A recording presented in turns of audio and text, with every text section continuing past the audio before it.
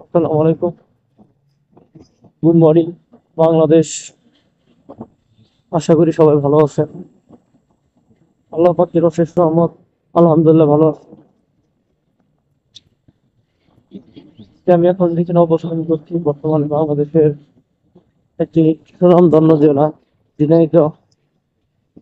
ঝিনাইদহ জেলাতে বর্তমানে অবস্থান করছি। জায়গাটা আসলে সুন্দর, মনোরম জায়গা। উঁচু ভূমি, বাংলাদেশের উঁচু ভূমি এটা। এখানে বন্যা হয় না যেহেতু উঁচু এলাকা, কিন্তু আল্লাহ পাকের একটা রহমত আছে। সব ধরনের ফসলি চাষ এই ঝিনাইদহে পরিলক্ষিত। মানে অল কাইন্ডস অফ ফ্রুটস, সব ধরনের। এখানে মানুষ, অধিকাংশ মানুষের হচ্ছে কৃষির উপর নির্ভরশীল। কৃষিকাজ করে। আহ আরাম প্রিয় যে মানুষ, প্রচন্ড আরাম প্রিয়। ওরা যদি কখনো যদি আসেন ঝিনাইদহতে, দেখতে পাবেন আহ প্রত্যেকটা পায়ের দোকানে মানে একদম চৌকি ফেলানো থাকে।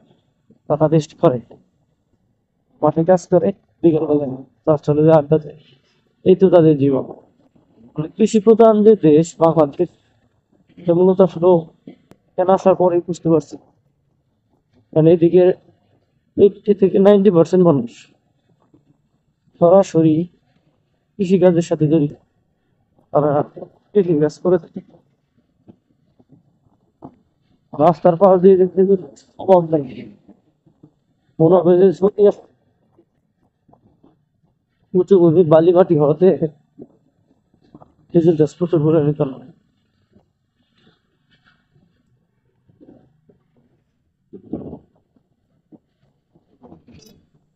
প্রকৃতি এখন সেজেছে নতুন রূপে। প্রত্যেকটা গাছে নতুন পাতা, সবুজে সবুজ।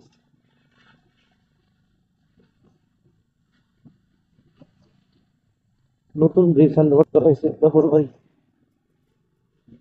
অনেকদিন কাজ চলছে, বৃষ্টি 6 মাসের মতো একটা। দেবলবাড়ি উচ্চ বিদ্যালয়,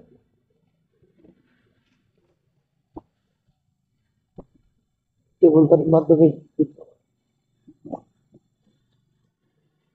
আরেকটা জিনিস স্পেশালি যে এই দেবলবাড়ি আচ্ছা ঝিনাইদহের মেয়েরা সাইকেল চালায়।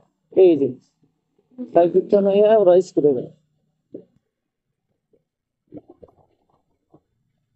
তো এটা আসলে আমরা দেখি না কোথাও, সচরাচর আমাদের এলাকায় দেখি না। কিন্তু ঝিনাইদহ এটা দেখা যায়, মেয়েরা সাইকেল বাইক।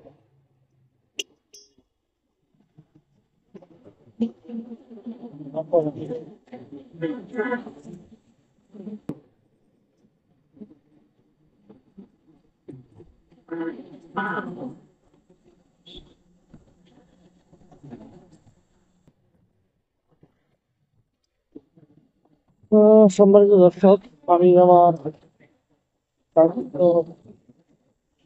গন্তব্যে প্রায় চলে এসেছি। এই কিছুক্ষণের মধ্যেই আমার ব্লগটাকে শেষ করব।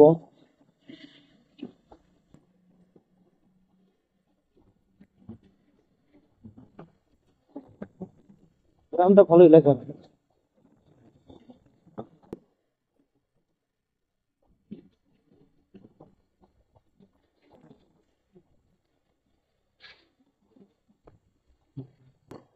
সবাই ভালো থাকবেন, সুস্থ থাকবেন।